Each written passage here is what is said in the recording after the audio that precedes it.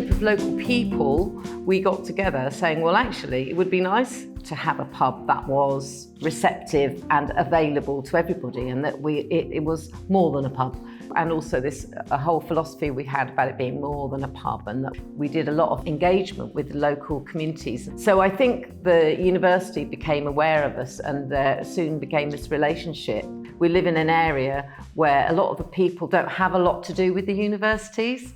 It seems like an alien thing. So I think we thought it would be a great way of bringing those different groups in, be inclusive and diverse in our approach. And so this idea of Brains at the Bevy was born, which was just a phenomenal idea, it felt. And I think it's really important to make research accessible. So having it in this format, in a community pub where people can kind of come along and listen to experts explain things in a really kind of easy and digestible way, I think is brilliant. It's like there's this assumption that if we want to do things like this, we have to go into the centre of town. So to have it on our doorstep in our amazing community pub is just brilliant. And the fact that it was full, and you know, people will tell more people about it. Loved having a talk in community setting. It felt really open, felt that we could all chip in and have conversations. It felt very relaxed. It's nice to have a beer and learn something at the same time. So starlings are actually native here to the UK, and they've been declining at precipitous rates since the mid-70s. And in Brighton, our murmuration used to have nearly 100,000 starlings murmurating over the West Pier and the Palace Pier. And this year we were down to 8,200. So the murmuration is going, and it's going fast. I tried to, wherever possible with my research, and look for ways to kind of incorporate public engagement and citizen science. And that's one of the reasons why I think that the Brains at the Bevy is so great. A lot of the things I'm interested in is around climate change and energy and mining, and how do we move towards a new way of living within our environmental boundaries. For me, I think the energy price problem is not going to go away anytime soon. It's a really great opportunity to talk to people in this sort of forum about quite complex issues, but something that's relatable to all of our lives.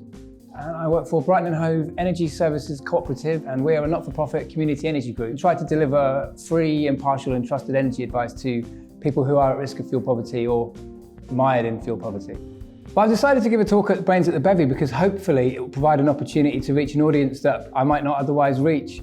It's really useful for me as an academic to understand what the questions that I should be asking as an academic, but also trying to think about what I found out and make it relatable to the people on the street who, at the end of the day, are paying their taxes to pay my salary. So I think what we need is more ways to communicate and talk to each other. And, you know, in the pub is a fantastic opportunity. I think we shouldn't expect residents to come to a university necessarily. Rather, we should go into communities. And of course, a pub seems an ideal context in which to do that, because this is a place where people come together, where we have such diverse people from different backgrounds. And that's key, because what we're also trying to do with the Brains at the Bevy initiative is to facilitate co-creation of research. We want our local residents to really inform us about the sorts of questions that need to be asked in research. And similarly, we want our research to inform people. So there's a reciprocal relationship between the two. I love initiatives like this, which bring people together and show people the worth of study. And even the choice of speakers tonight. So there was one person who was an academic specialist in avian matters, and another person who was coming at it more from a sort of artistic point of view, and also from the point of view of hands-on experience and personal research. It was a really good combination, I thought.